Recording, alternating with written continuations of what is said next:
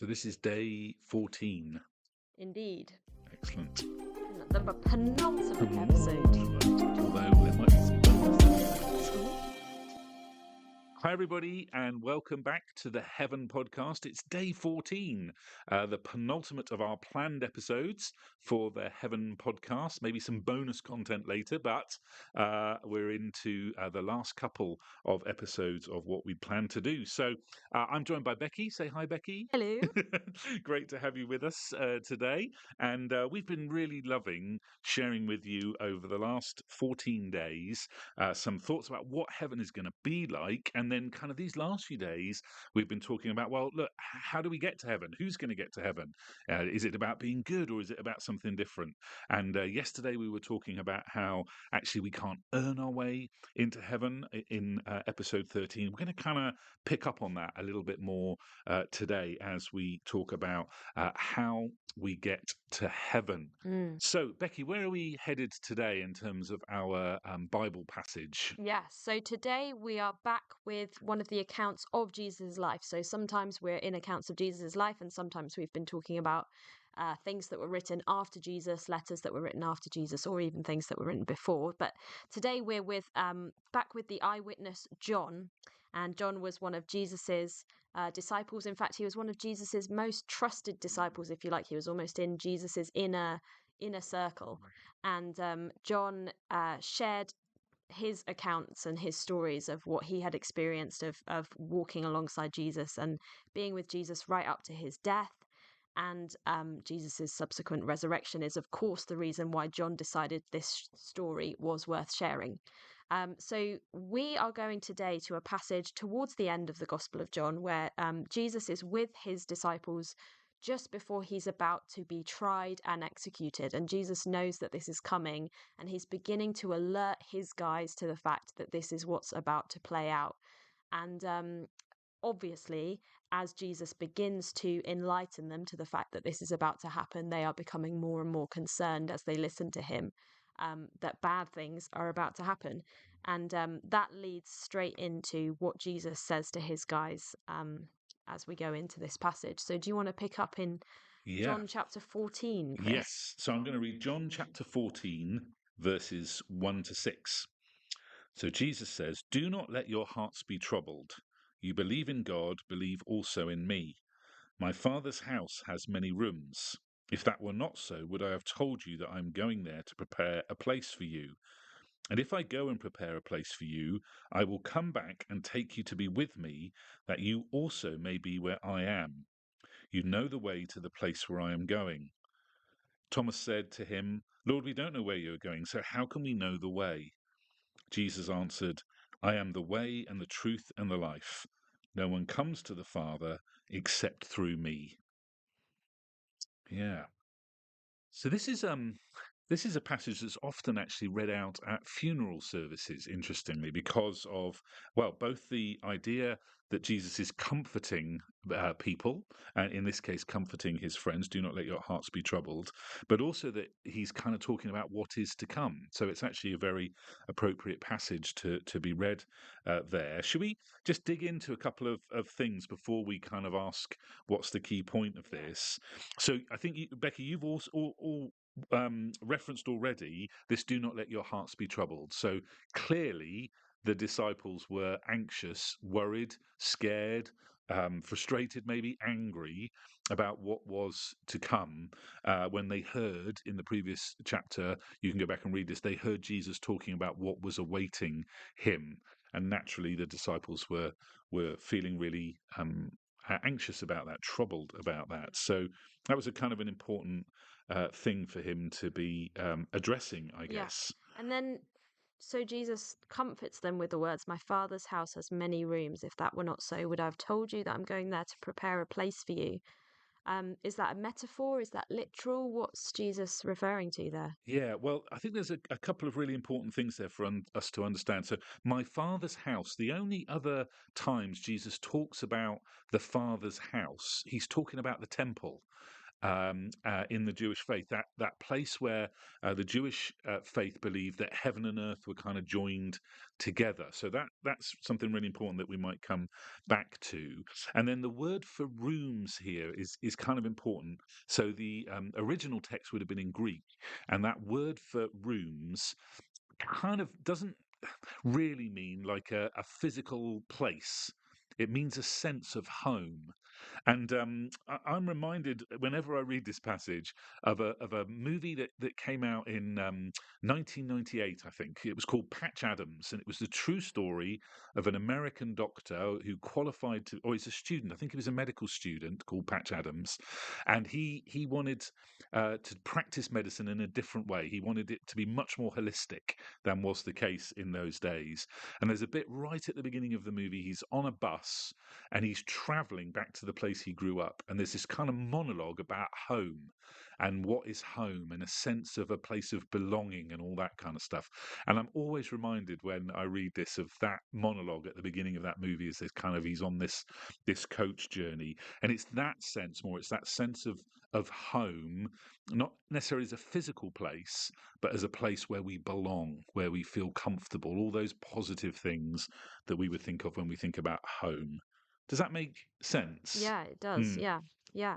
Um, so I think there are a couple of really important things for us just to have in our minds as we move on to the question of, well, what's the point of all of this then? So when you read this, Becky, what comes over to you as the kind of point of these verses? Yeah. So I think the point, one of the good ways of unpacking what's the point is what are the events that have kind of given rise to this being shared, and why is Jesus picking this moment to say these things? And I think a big part of what Jesus is doing here is comforting his disciples about their anxieties about what's going to happen, and specifically where Jesus is headed. Mm.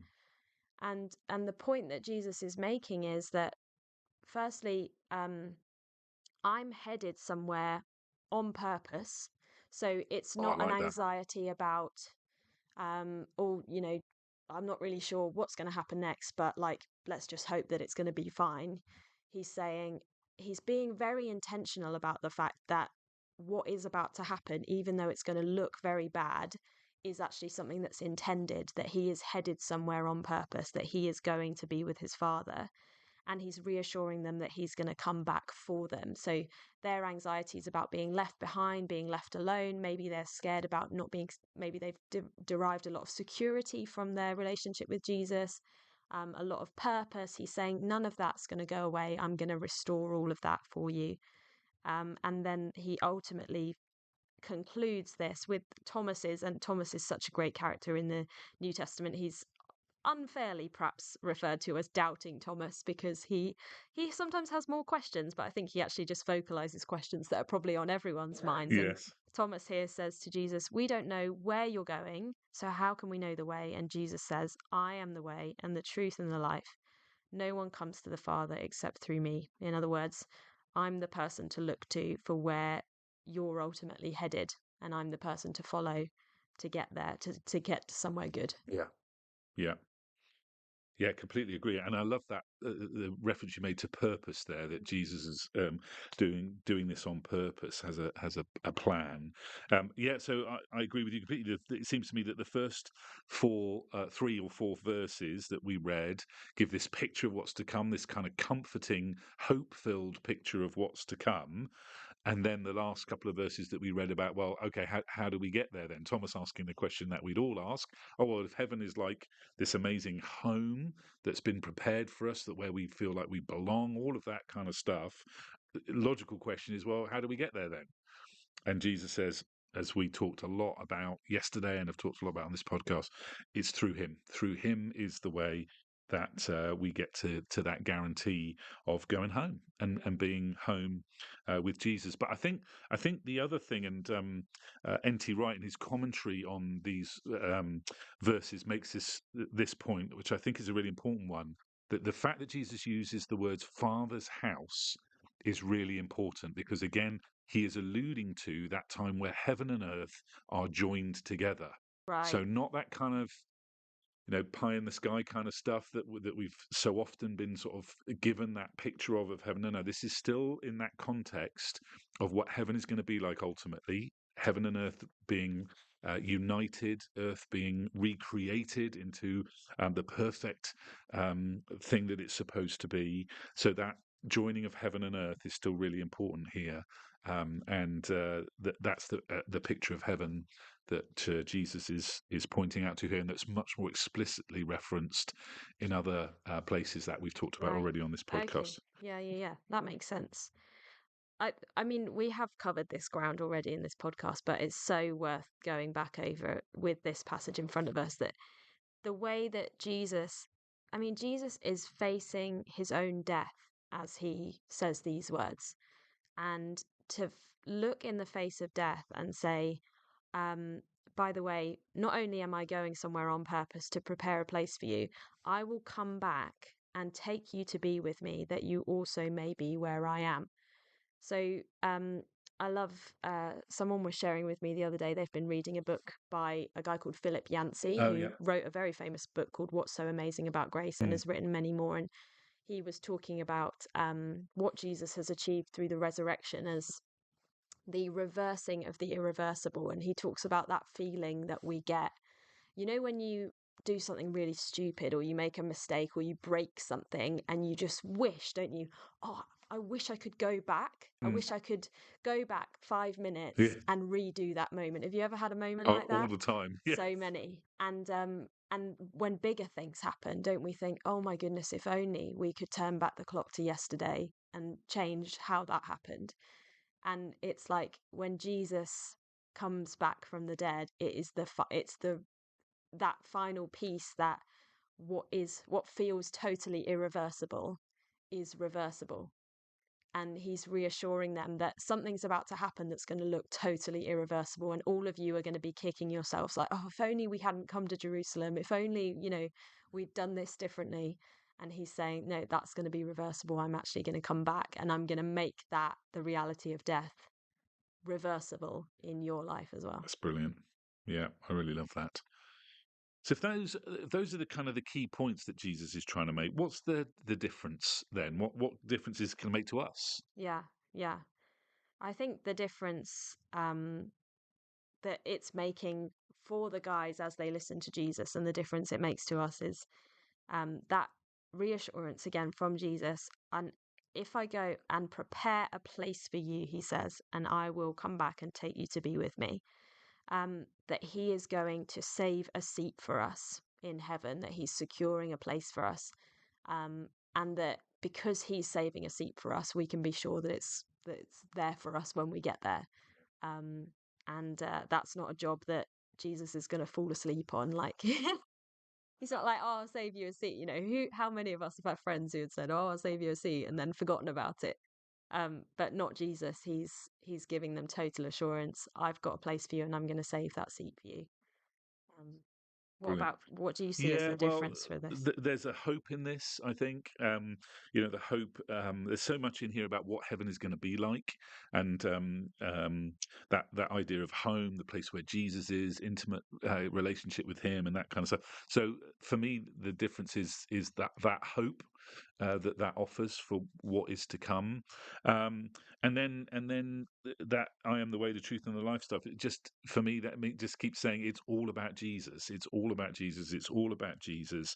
That he is the foundation of the Christian faith. There is other stuff involved in the Christian faith which is mysterious to us sometimes, questions we might have, doubts we might have, confusions we might have. Um, and I just kind of keep coming back to, but that's not the foundation of it all. And we can debate, you know, more obscure theological things. We can debate the big questions that we have, all that kind of stuff. But none of that is the reason why I'm a Jesus follower. It's because it's all about Jesus. So, it's lovely to have all those debates. And Becky, you know me a little bit. I would spend hours talking about all that kind of stuff and having those kind of conversations. They're Yeah, great conversations, but I think sometimes we can give the impression that you've got to have all that stuff sorted before you are a proper, in quotes, I'm making quotation marks with my fingers, before you're a proper kind of Christian, or you're ready to start your journey of faith. And that's a nonsense. Actually, Jesus just says, no, that's not what it's about. It's about Him. So let's go first to Him. And then we can have all the other debates and questions. That's okay, but make sure we're rooting those first and foremost in Jesus. This passage begins with that, don't let your hearts be Mm, mm, troubled. And I'm just wondering now if there's something at the root of this passage that really speaks to some of our deepest anxieties, fears, worries, things that make us feel insecure.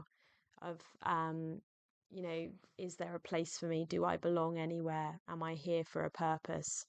Um, is my life headed somewhere good? And Jesus, with this promise of, I am going to prepare a place for you, and I will come back and get you, and you will always be with me where I am.